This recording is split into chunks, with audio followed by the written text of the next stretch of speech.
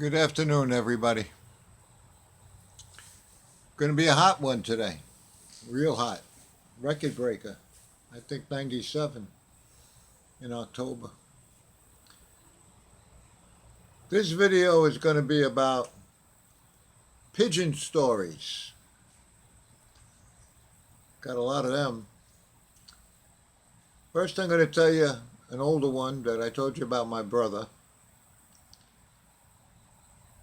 John had a pigeon that he called a bad name. Head. With his splash, they called it Head. White. That pigeon would be his first bird home all the time. But it never came down. It would land up in the tree. And he had to wait 10, 15 minutes for another bird to come. That pigeon would have won 3, 4 combine races for him. So he got disgusted, put it in a breeding coop. Then he got disgusted again because he wasn't clocking any birds, so he put it back. Well, make a long story short, he shifted to a futurity race.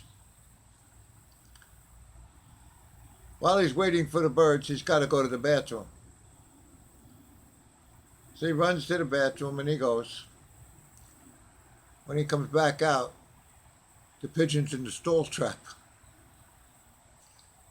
He runs over and he clocks it, and he winds up second in the race.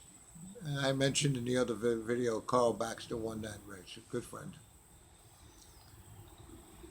But there's another pigeon story I want to tell you today, and it's with 5 and 10 loft. Now, many of you know that I talk to Pete on the phone a lot.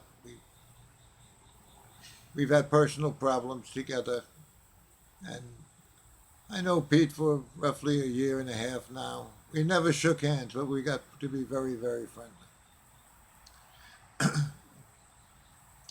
Well, anyway, Pete goes through his birds, and he likes this one bird. It's completely molted. So he ships it to a race. But the coop he shipped it out of didn't have a pad. Lo and behold, the pigeon that comes home first is that pigeon. And it goes in the coop. Now, Pete don't get around too well. He's got a bad back. He's got bad knees. He goes into the coop. He grabs the bird. He clocks the bird. He runs it over the scan. Goes down to the club. I think he wound up second combine, second club. He wound up way up there. The pigeon was way, way up there. But because he lost all that time, he needed another 30 seconds.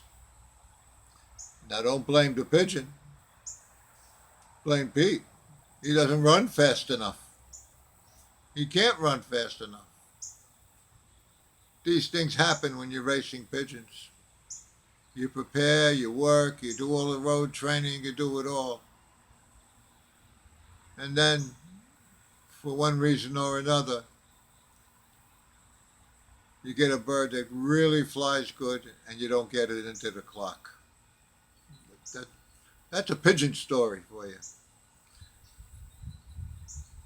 Pete should learn to run faster, but I don't think he can with his knees and his back. Anyway, that's what I wanted to talk about today. Pigeon stories. Good friends. Pete's doing really well with the birds. He's way up there with the combine. And I'm very happy for him. He knows the pigeon won the race.